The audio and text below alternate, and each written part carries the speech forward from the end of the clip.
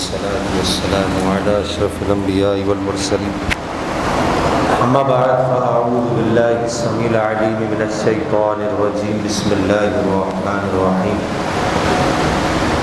إنما يريد الله ليذهب عنكم الرجس أهل البيت ويطهركم تطهيرا آمنت بالله صدق الله العظيم وبلغنا رسوله النبي الكريم الأمين ونحن على ذلك لمن الشاهدين والشاكرين والحمد لله رب العالمين۔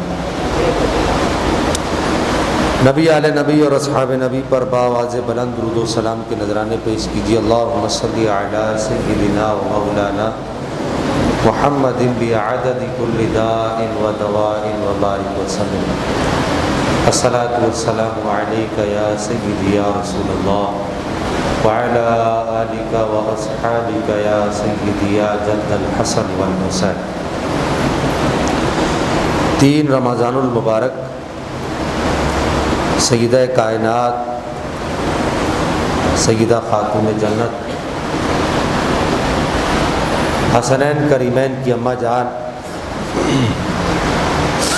مولا کائنات مولا علی کرم اللہ تعالی وجہ الکریم کی زوجہ مبارکہ، اور سب سے بڑھ کر یہ کہ نبی پاک علیہ السلام کی لخت جگر اور صحیح احادیث کے مطابق نبی پاک علیہ السلام کے جسم کا ٹکڑا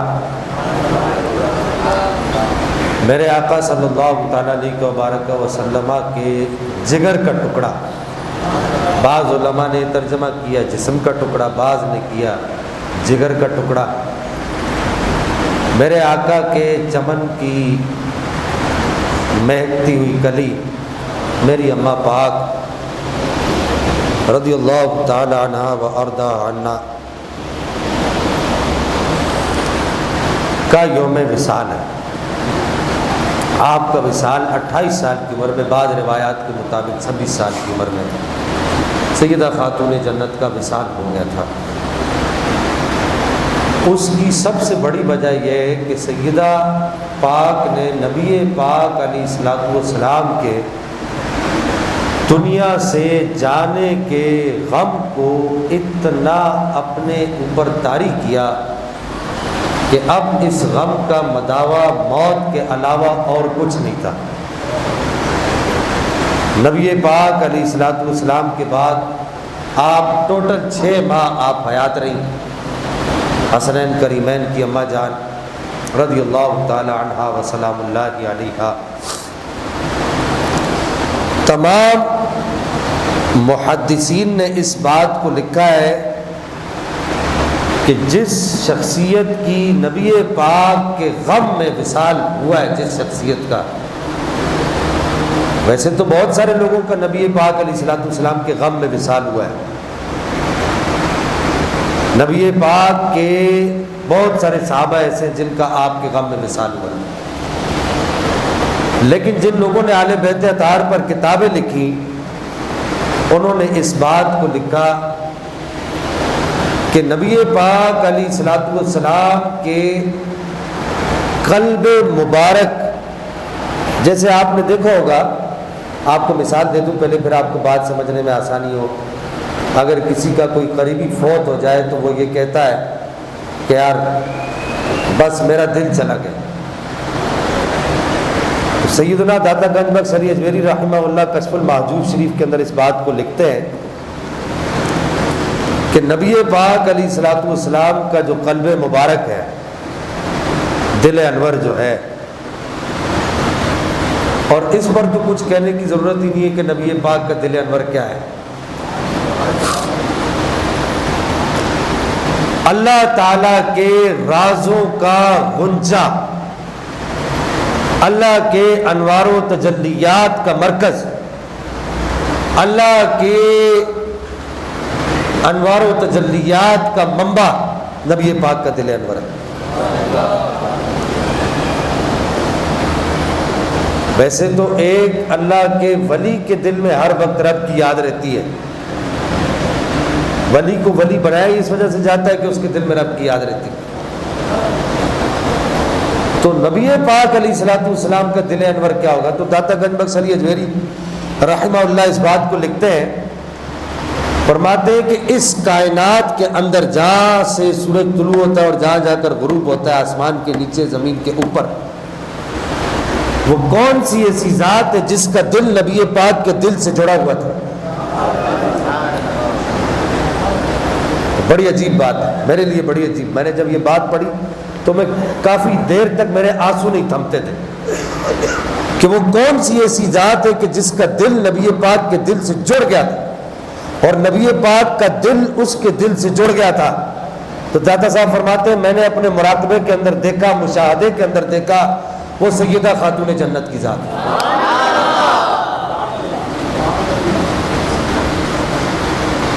جن کا دل نبی پاک علیہ الصلوۃ والسلام کے دل انور سے جڑ گیا تھا. اور یہی وجہ تھی کہ نبی پاک کا جس دن وصال ہوا اس دن سے لے کر آپ کے وصال تک سیدہ خاتون جنت کو کسی نے ہنستے ہوئے نہیں دیکھا. کسی نے آپ کو ہنستے ہوئے نہیں دیکھا. وجہ کیا تھی؟ چونکہ آپ کا دل انور نبی پاک کے دل انور سے جڑا ہوا تھا. جس کا دل نبی کے دل سے ایسے جڑا ہوا وہ ایک باغ فتق کو لے کر کیا کرے گی؟ آپ کو بات سمجھ آ رہی؟ جس کا دل نبی کے دل سے جڑ جائے تو وہ ایک باغ فتق کو لے کر کیا کریں گے؟ دوسری بات آپ سے یہ عرض کروں کہ سیدہ پاک کا جو نام نامی اسم گرامی ہے، ویسے تو سیدہ پاک کی بہت ساری باتیں ہیں. ایک بات مجھے یاد آ رہی ہے جو شیخ محقق الاطلاق شیخ عبدالحق محدث دہلوی رحمہ اللہ نے مدارج النبوہ کے اندر لکھی کہ اللہ تعالیٰ نے نبی پاک کو خواب میں معراج کروائی. نبی پاک کو خواب میں بہت دفعہ معراج ہوئی اور اللہ تعالیٰ نے نبی پاک علیہ الصلوۃ والسلام کو جنت کی سیر کروائی اور جنت میں ایک مخصوص درخت کے مخصوص پھل کی طرف نبی پاک کو اشارہ فرمایا گیا کہ آپ اس پھل کو کھائیے. نبی پاک علیہ الصلوۃ والسلام نے وہ پھل کھایا. آپ علیہ الصلوۃ والسلام کہ جسم انور کے اندر اس پھل کو کھانے سے جو طاقت بنی، جو خون بنا، جو نور بنا، اس نور سے جو ہستی اس دنیا میں تشریف لائی وہ سیدہ خاتون جنت کی ہستی. اچھا میں نے جب یہ روایت پڑھی تو میں نے کہا یار شیخ محقق نے لکھ تو دیا ہے. آپ کو یہ بات سمجھ آئی جو میں نے بات عرض کی؟ شیخ محقق نے لکھ تو دیا ہے لیکن یہ کسی مستند، بعض لوگ کہتے ہیں مستند نہیں، لیکن میرے لیے شیخ محقق مستند ہے.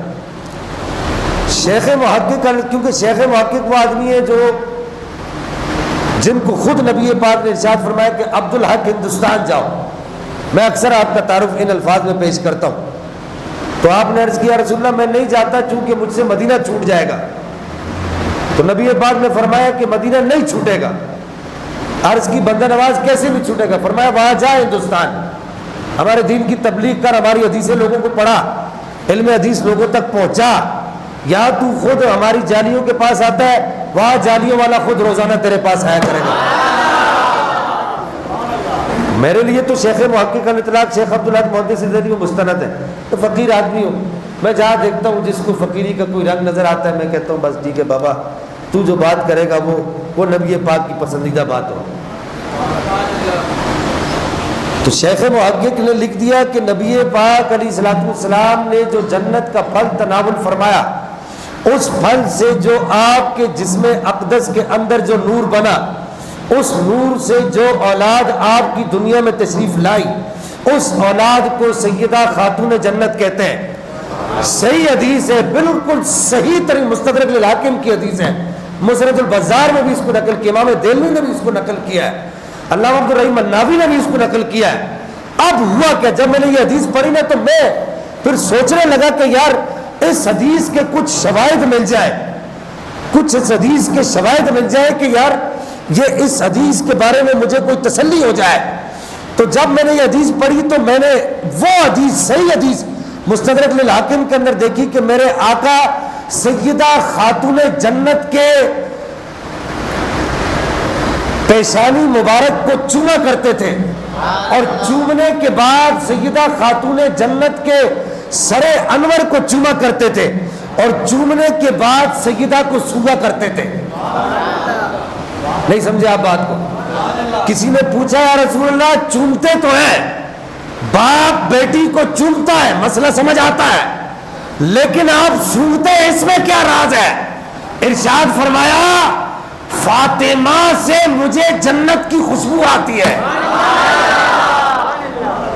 اب آپ اس حدیث کو ذہن میں لائے جو میں نے آپ کو پہلے سنائی ہے، بات سمجھ آئی کہ نہیں آئی؟ اس حدیث کو ذہن میں لائے کہ نبی پاک علیہ الصلوۃ والسلام نے جو جنت میں جو پھل کھایا اس سے جو نور بنا، اس نور سے جو ہاں جی اچھا شیخ محقق کے الفاظ یہ آپ کو حیرت ہوگی، تو لکھا نبی پاک کے جسم انور کے اندر جو نور بنا۔ نہیں سمجھے آپ بات کو؟ نبی پاک کے جسم اقدس کے اندر جو نور بنا، اس نور سے جو اولاد پیدا ہوئی وہ سیدہ خاتون جنت کی ذات تھی۔ یہ شیخ محقق کے الفاظ ہیں، آپ نے یہ نہیں لکھا جو خون بنا۔ بات سمجھے آپ کے نہیں؟ مجھے لگتا ہے کہ سیدی اعلیٰ حضرت امام احمد رضا خان فاضل بریلوی رحمہ اللہ کے زیر نظر یہی حدیث رہی ہوگی، تبھی آپ نے لکھا کہ تیری نسل پاک میں ہے بچہ بچہ نور کا، تو ہے عین نور تیرا سب گھرانہ نور کا۔ پاک کو عورتوں والے معاملے نہیں ہوتے تھے، جو عورتوں کو مہینے میں ایک دفعہ ماہواری کا معاملہ ہوتا ہے، سیدہ پاک کو نہیں ہوتا۔ حضرت سیدہ عائشہ صدیقہ رضی اللہ تعالیٰ عنہا روایت کرتی ہیں کہ بعض خواتین میرے پاس آئیں تو انہوں نے نماز کے مسائل پوچھنے شروع کیے، حدیث کا خلاصہ عرض کر رہا ہوں، تو اس دوران پھر یہ بھی پوچھا کہ ان دنوں میں پھر نماز کا کیا کریں، تو کہتی ہیں سیدہ خاتون جنت میرے پاس آئی اور آ کر پوچھا کہ یہ کیا عورتوں کے ساتھ ایسا معاملہ بھی ہوتا ہے؟ آپ نہیں سمجھے اس بات کو؟ یہاں پر شارحین نے ایک بڑی عجیب بات لکھی ہے، ماں کے پیٹ میں بچے کی جو ولادت کا جو سلسلہ ہوتا ہے، بس میں اب حدیثیں پڑھوں گا، وقت ختم ہو گیا۔ ماں کے پیٹ میں بچے کی جو ولادت کا جو سلسلہ ہوتا ہے وہ ماں کے اس ماہواری کے خون سے ہوتا ہے، ایسے ہی ہوتا ہے۔ جن ماؤں کو نہیں آتا تو وہ جو حکیم یا طبیب یا ڈاکٹر جو وہ دوائیاں دیتے تو وہ اسی کی دیتے کہ یار اس کے اندر کوئی تبدیلی آئے، یہ بہے تو پھر جو ہے بچوں کی ولادت ہوتی ہے۔ تو کہا کہ سیدہ پاک کو یہ معاملہ نہیں ہوتا تھا، پھر آپ کے ہاں 4 بچوں کی ولادت کیسے ہوئی؟ امام حسن، امام حسین، امام محسن، سیدہ زینب کبریٰ، ان 4 بچوں کی ولادت اماں پاک کے گھر کیسے ہوئی جب یہ معاملہ ہی نہیں ہوتا؟ تو علماء نے یہاں پر لکھا ہے، صوفیہ نے لکھا ہے، انہوں نے کہا کہ وہ اور بچے ہیں جو گندے خون سے بنتے ہیں، یہ گندا خون ہے۔ رب نے اپنے محبوب کی اولاد سے نجاست کو دور کیا ہوا ہے۔ نہیں سمجھے آپ بات؟ رب نے اپنے محبوب کی اولاد کو نجاست سے دور رکھا ہے، تو یہ کیسے ہو سکتا تھا کہ امام حسن امام حسین کی ولادت اس گندے خون سے ہوتی؟ تو پھر یہ آیت کیسے درست ہوتی؟ انما یرید اللہ لیذھب عنکم الرجس اہل البیت ویطہرکم تطہیرا۔ ہمارے زمانے کے بعض نا عاقبت اندیش مولوی یہ بھی کہہ گئے کہ سیدہ پاک کو سیدنا صدیق اکبر وہ حرام مال کیسے دے سکتے تھے؟ میں نے کہا مولوی صاحب اپنی زبان کو لگام دو، رب کعبہ کی عزت کی قسم ہے اگر ہمارے پاس اقتدار ہوتا تو تمہاری اس زبان کو گدی سے کھینچ کر باہر نہ نکالتے تو سیدہ پاک کے غلام شمار نہ ہوتے۔ رب نے اپنی کتاب کے اندر خود کہہ دیا کہ انما یرید اللہ لیذھب عنکم الرجس اہل البیت ویطہرکم تطہیرا۔ اے میرے نبی کے گھر والوں، تمہیں رب نے اندر باہر اوپر نیچے آگے پیچھے سے ہر جگہ سے پاک صاف رکھا ہے۔ اسی وجہ سے سیدہ پاک کو وہ عورتوں والا معاملہ نہیں ہوتا تھا۔ تو پھر حسن حسین کیسے پیدا ہوا ہے؟ حسن حسین کیسے پیدا ہوا ہے؟ مسئلہ حل کرے گا بریلی کا تاجدار، تیری نسل پاک میں ہے بچہ بچہ نور کا، تو ہے عین نور، تیرا سب گھرانہ نور کا۔ کہا حسن حسین گندے خون سے پیدا نہیں ہوا ہے، وہ نور کی شعاؤں سے پیدا ہوا ہے۔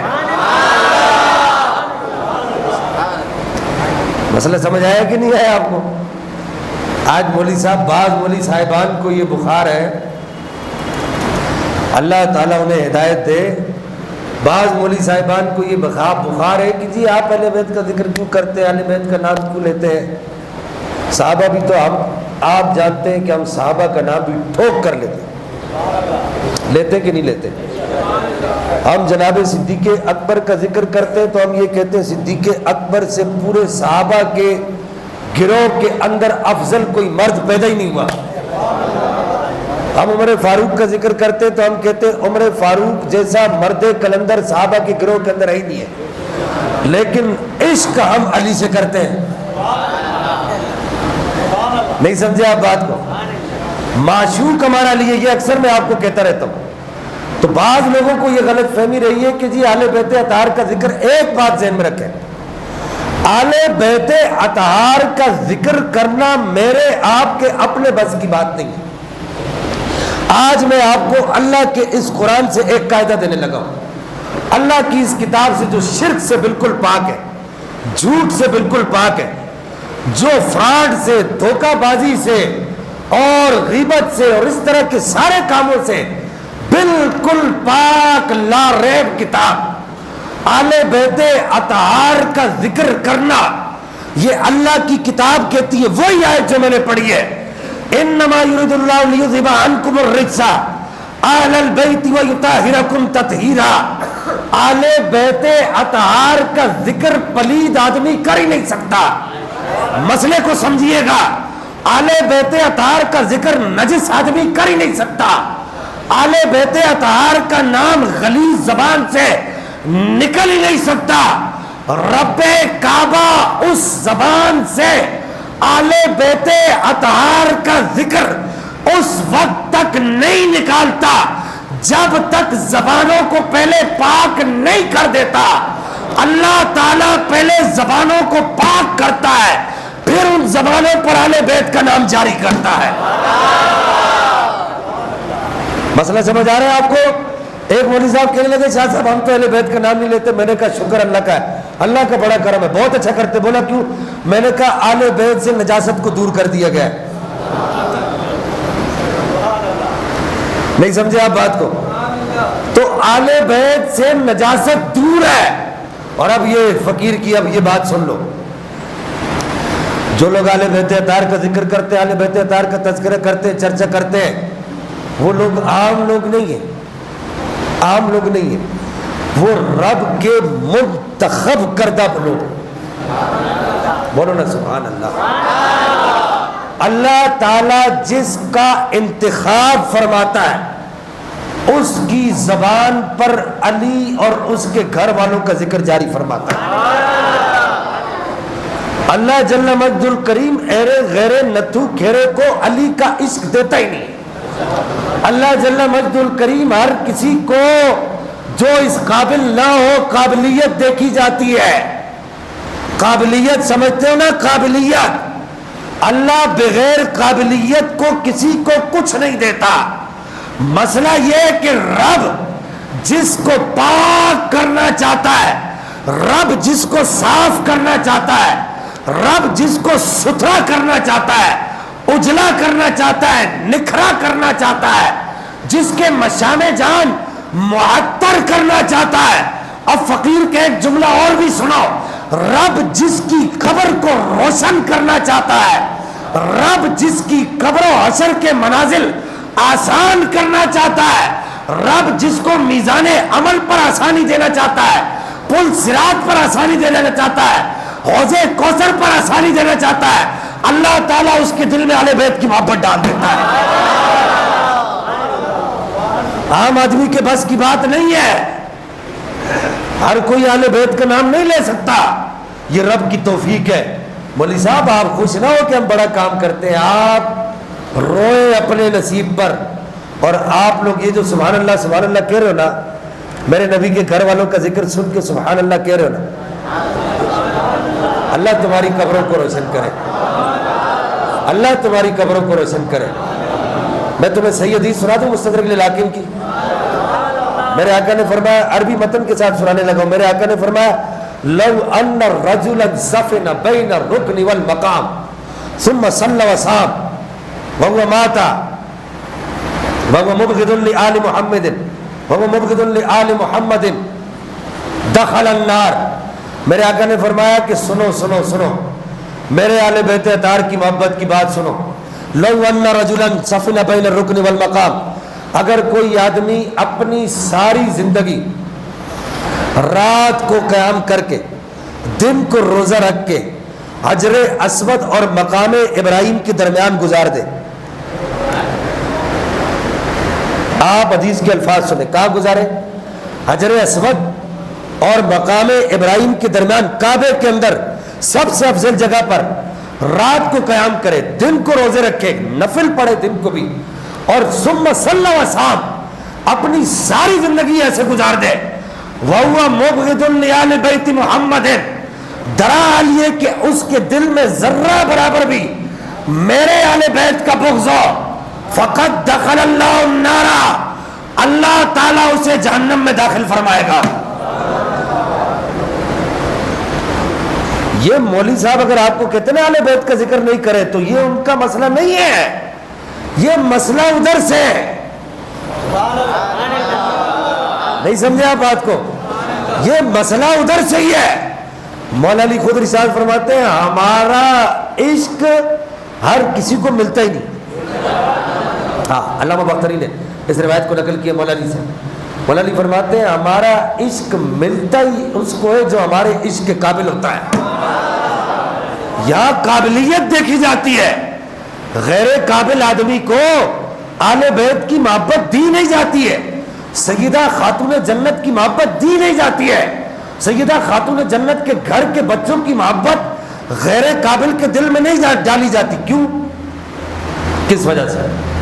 وجہ یہ کہ رب نے دو گروہ بنائے نا، ایک کو جنت میں بھیجنا ہے، ایک جہنم میں بھیجنا ہے، تو جنتیوں کا فیصلہ بھی تو اس نے کرنا ہے نا۔ اب جنت کا فیصلہ کیسے کہ سنو حدیث سنو، آپ کہو گے شاہ صاحب آپ نے بڑی بات کی، میں آپ کو حدیث سنانا چاہوں گا، درود شریف پڑھیں، اللہم صلی علی محمد وعلی محمد صلی اللہ علیہ وسلم۔ میں آج باتوں میں وقت نکل گیا، حدیثیں کافی ساری دیکھ کر آیا تھا۔ نبی پاک علیہ الصلوۃ والسلام کے پیارے صحابی حضرت ابن عباس سے روایت ہے کہ آپ علیہ الصلوۃ والسلام نے ارشاد فرمایا کہ انا میزان العلم، میں جو قیامت کے دن کا جو میزان ہے نا اور علم کا جو میزان ہے، نبی پاک نے فرمایا کہ انا میزان العلم، میں علم کا میزان، وعلی کفتاؤ، اور علی اس میزان سمجھتے ہیں نا ترازو، وہ پرانے زمانے میں جو ترازو ہوتے تھے، ابھی بھی یہ 3 ڈبے والے کے پاس ہوتے ہیں، وہ ایسے پکڑ کے، یہ اس ترازو کی بات ہو رہی۔ نبی پاک نے فرمایا میں وہ پورا ترازو، اور علی اس ترازو کے تلاوڑے، تلاوڑے سمجھتے ہیں؟ تول ہوتے ہیں جو باٹ ہوتے ہیں، علی اس کے باٹ ہے۔ اور آگے ارشاد فرمایا کہ والحسن والحسین خیوط، اور میرے حسن اور حسین اس میزان کی رسیاں ہیں، وہ جو میزان ہوتا ہے اس کی کیا ہے، وہ رسیاں ہیں۔ اور والائمۃ من امتی عمودہ، اور میری امت کے جو ائمہ ہیں وہ اس کی ڈنڈی ہے، وہ جو بیچ میں جو ڈنڈی ہوتی ہے وہ ڈنڈی ہے۔ اور آگے فرمایا وفاطمۃ علاقتہ، اور میری فاطمہ اس پورے میزان کی دستی ہے، اس کی دستی ہے۔ آگے کیا فرمایا سنیں، آگے ارشاد فرمایا کہ توزن فیہ اعمال المحبین لنا، جو ہم سے محبت کرتے نا، مجھ سے، علی سے، حسن حسین سے، سیدہ پاک سے، یہ نبی پاک فرما رہے ہیں، نبی پاک سے، علی سے، حسن حسین سے، اماں پاک سے، فرمایا جو لوگ ہم سے محبت کرتے نا، قیامت کے دن ان کے اعمال اسی ترازو میں تولے جائیں گے۔ آگے فرمایا کہ والمبغضین لنا، میں نے کہا نا مولوی صاحب آپ اگر اہل بیت کا ذکر نہیں کرتے تو آپ کو اپنے نصیب پر رونا چاہیے۔ میرے نبی نے فرمایا قیامت کے دن جو ہم سے، ہمارے بچوں سے محبت کرتے، ان کے اعمال بھی ترازو ہمارے پر ہی تولے جائیں گے، ترازو ہم ہی ہوں گے، میں ہوں گا، میرے بچے ہوں گے، میری بیٹی ہوگی، میرا داماد علی ہوگا، ترازو ہم لوگ ہی ہوں گے۔ جو ہم سے محبت کرتے ہیں ان کے اعمال بھی یہی پر تولے جائیں گے، اور جو ہمارے بغضی ہیں ان کے اعمال بھی یہی تولے جائیں گے۔ مولوی صاحب یہ آپ کا کمال نہیں ہے، آپ کو رب نے توفیق ہی نہیں دی، اور ہم پر اعتراض نہ کریں، ہم بھی اس پر فخر کرتے ہیں کہ رب نے ہمیں یہ توفیق دی۔ کیوں کہ رب چاہتا ہے کہ یہ سارے جنت میں چلے جائیں۔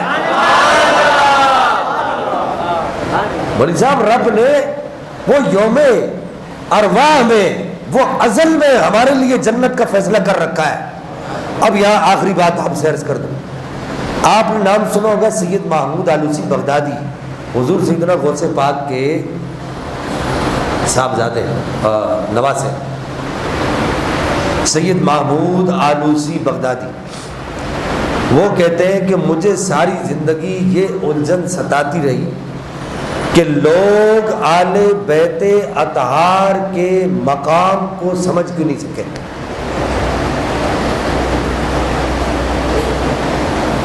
اب سچی بات یہ ہے کہ ہم بھی نہیں سمجھے، اور انہوں نے اپنے لیے خود بھی لکھا، سیدنا شیخ عبد القادر جیلانی کا نواسہ ہے اور نبی پاک کی بارگاہ کا منظور نظر ہے سید محمود آلوسی بغدادی۔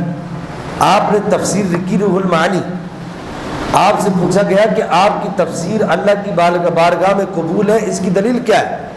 تو آپ نے فرمایا کہ اس کی دلیل یہ کہ جب میں مر جاؤں گا نا تو خواجہ جنید بغدادی کے قدموں میں اگر خود بخود قبر کا شگاف پڑ گیا تو سمجھ جانا کہ میری تفسیر اللہ کی بارگاہ میں قبول ہو گئی ہے۔ جب سید محمود آلوسی بغدادی کا وصال ہوا تو آپ کا وہ شاگرد جس نے آپ سے بات سنی تھی، یہ بالکل تفسیر المعانی کے مقدمے کے اندر یہ بات لکھی ہے، وہ دوڑتا ہوا حضرت جنید بغدادی کے مزار کے پاس گیا تو وہاں جا کر دیکھا کہ حضرت جنید بغدادی کے قدموں میں پوری قبر اللہ تعالیٰ کی طرف سے خود بخود تیار ہوئی تھی۔ آپ نے اپنی تفسیر کے اندر اسی آیت کے تحت جو آیت میں نے پڑھی ہے، انما یرید اللہ لیذھب عنکم الرجس اہل البیت ویطہرکم تطہیرا، یہ جو آیت میں نے پڑھی ہے اسی آیت کے تحت آپ نے لکھا کہ مجھے ساری زندگی یہ بات ستاتی رہی کہ لوگ اہل بیت اطہار کے مقام کو سمجھ کیوں نہیں سکے، اور میں بھی اس مسئلے کو سمجھ نہیں سکا، لیکن کہتے ہیں کہ ایک وقت ایسا آیا کہ میرے کشف نے میری یاوری کی۔ کہتے ہیں کہ پڑھ علم ہزار کتابہ کدی اپنے اندر تو وڑیا نہیں۔ کہتے ہوا یہ کہ اہل بیت اطہار کے مقام کو سمجھنا، وہ جن کو نبی پاک نے اپنا پھول کہا، وہ جن کو نبی پاک نے اپنے جگر کا ٹکڑا کہا، وہ جن کے رونے پر نبی پاک کا دل دکھتا تھا، وہ جن کے غضب پر نبی پاک غضب ناک ہوتے تھے، وہ جن کے خوش ہونے پر نبی پاک خوش ہوتے ہیں، وہ جن کے غصے میں نبی کا غصہ ہے، وہ جن کے جلال میں نبی کا جلال ہے، وہ جن کے کمال میں نبی کا کمال ہے، وہ جن کی خوشی میں نبی کی خوشی ہے، وہ جن کی رضا میں نبی کی رضا ہے، وہ جن کی ناراضگی میں نبی کی ناراضگی ہے، وہ جن کی خوشنودی میں نبی کی خوشنودی ہے، وہ جن کے اشارے جنت کے کرنے میں نبی کی منظوری ہے۔ کیا سمجھتے ہو کہ سیدہ پاک اگر کسی کو کہہ دے کہ یہ آدمی جنتی ہے تو کیا سرکار اس کو روکیں گے؟ بولو نا، مجھے جواب دو. اگر امام حسن امام حسین کہہ دے کہ جا تو ہماری طرف سے آزاد کردہ ہے، جنت تیری پکی ہے، تو کیا سرکار اس کو روکیں گے؟ کوئی فرشتہ اس کو روکے گا؟ نہیں روکے گا، کیونکہ میرے نبی نے خود ارشاد فرمایا الحسن والحسین سیدہ شباب اہل الجنہ، یہی تو دو ہیں جو جنت کے مالک ہیں. تو سید محمود آلوسی بغدادی یہ ساری باتیں لکھ کے کہتے ہیں کہ یار میں ساری زندگی حیران رہا لوگ اہل بیت اطہار کے مقام کو کیوں نہیں سمجھ سکے. پھر کہتے ہیں کہ آخری وقت ایسا آیا جب میری عمر بڑی ہو گئی تو میرے مقدر نے میری یاوری کی اور میرے کشف نے مجھے اس بات کی طرف الہام کیا کہ آل بیت اطہار کے مقام کو سمجھنا کتابوں کے بس کی بات نہیں. اب میں یہ بڑی باری بات کر رہا ہوں، بس اس کو ذہن میں بٹھا لینا. آل بیت اطہار کے مقام کو سمجھنا تقریروں کے بس کی بات نہیں ہے. آل بیت اطہار کے مقام کو سمجھنا تحریروں کے بس کی بات نہیں ہے. کہا آل بیت اطہار وہ لوگ ہیں جو کتابوں سے سمجھ نہیں آتے، رب کی عطا سے سمجھ آتے ہیں. مسئلہ سمجھ آیا آپ کو؟ کہا کہ آل بیت اطہار کو سمجھنے کے لیے بندے کے پاس کشف ہونا لازمی ہے. کیا بولو، کیا ہونا لازمی ہے؟ کشف ہونا لازمی ہے. کہا جب تک تیرے پاس کشف نہیں آئے گا تو سیدہ پاک کے مقام کو نہیں سمجھ سکے گا. تو ہمیں تو کشف ہی نہیں ہے، ہم نے تو بس اپنے بزرگوں سے سنا ہے کہ سیدہ کا یہ مقام ہے، سیدہ کا یہ مقام ہے، سیدہ کا یہ مقام ہے، بس. تو اب اگر آپ کو آل بیت اطہار کا مقام سمجھنا ہے تو صاحبان کشف کو پڑھیے. انہوں نے کیا کیا لکھا ہے یہ دیکھیے. ایک نسخہ دے دوں آپ کو، ایک نسخہ دے دوں. مشہور شعر اعلی حضرت کا خدا کی رضا چاہتے ہیں تو عالم خدا چاہتا ہے رضائے محمد، ہے نا. اب آخر میں نسخہ لے لیں کہ اگر کوئی نبی پاک کو راضی کرنا چاہتا ہے، کون کون چاہتا ہے نبی پاک راضی ہو؟ ہاں جی. صوفیہ فرماتے ہیں ہم نے اپنے مشاہدات کے اندر دیکھا، اور حدیث بھی ہے، ہم نے اپنے مشاہدات کے اندر دیکھا ہے کہ نبی پاک کو راضی کرنے کا سب سے آسان رستہ وہ سیدہ خاتون جنت کے گھر سے ہو کے جاتا ہے. نہیں سمجھا بات کو؟ کہا اگر نبی پاک کو راضی کرنا ہے تو سیدہ پاک کو راضی کر لو. یار دیکھو میں آپ سے یہ ہاتھ جوڑتا ہوں، جمعے کا دن آپ کو کیا یہ مناسب لگتا ہے؟ یہ نبوی تعلیمات کے خلاف ہے. آپ ادھر پیچھے سے چلتے ہیں اور ٹک ٹک ٹک ٹک ٹک ٹک سب کی گردنیں پھلانگتے پھلانگتے پھلانگتے پھلانگتے ادھر آتے ہیں. کیا میرے آقا کا یہ درس ہے؟ میرے آقا کا درس ہے، میرے آقا کا درس یہ ہے کہ جو جہاں آئے وہیں پر بیٹھ جائے. دوبارہ تو نسخہ یہ ہے کہ نبی پاک علیہ الصلوۃ والسلام کو راضی کرے. اور نبی پاک کیسے راضی ہوں گے؟ سیدہ پاک کو راضی. اور سیدہ پاک کیسے راضی ہوتی ہے؟ مجد الفسانی فرماتے ہیں سیدہ پاک کے بچوں کو راضی کیا جائے.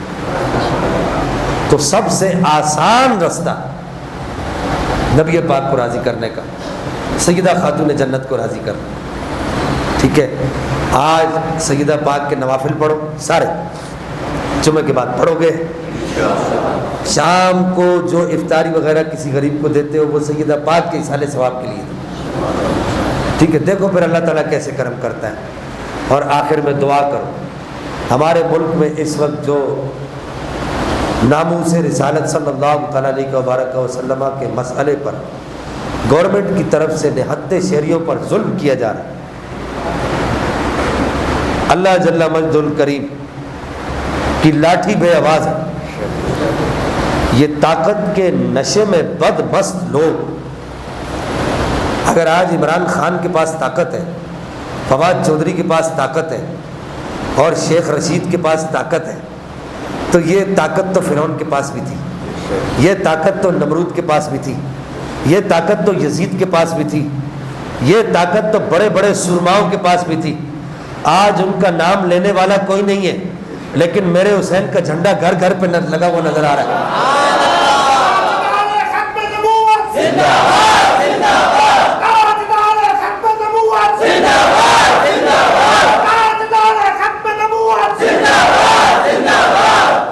لبیک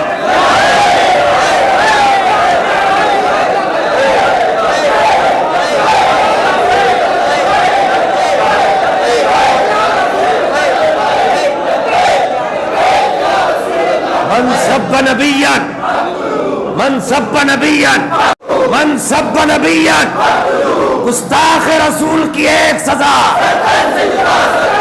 گستاخ رسول کی ایک سزا. رب کعبہ کی عزت کی قسم ہے، یہ رب کی پاک کتاب کی قسم ہے، یہ جو لوگ نبی کے نام پر شہید ہوئے سالوں کے بعد ان کے لاشیں نکال کر دیکھنا، جس طرح آج چمک دمک رہے ہیں 100 سال کے بعد بھی ایسے چمکتے دمکتے رہیں گے. تمہیں اگر اپنی طاقت پر غرور ہے، 1973-74 کی تحریک ختم نبوت میں ملک غلام احمد نے نبی پاک کے 10,000 سے غلاموں کو 10,000 سے زیادہ غلاموں کو شہید کیا تھا. 4 دن کے بعد اس کی قبر کھولی گئی تھی، 10 بڑے بڑے اژدہا اس کی قبر پر بیٹھے ہوئے تھے. اگر اب بھی کسی کو یقین نہیں آتا، یہ CSD کا قبرستان چلے جائے، گورکن سے پوچھے، آج بھی رات کو اس کی قبر سے چیخیں مارنے کی آوازیں آتی ہیں. بولو استغفر اللہ. میں نے خود جا کر وہاں گورکن سے پوچھا ہے، میں نے کہا بتا اس آدمی کا قبر کے اندر کیا حال ہے. کہا کہ آج بھی رات کو 2-3 بجے اتنی سخت آوازیں، اتنی سخت چیزیں اس کی ان کی قبروں سے آتی، اس کی قبر سے آتی ہے کہ میں اپنی زندگی میں اتنی سخت چیزیں کبھی کسی قبر سے نہیں سنی.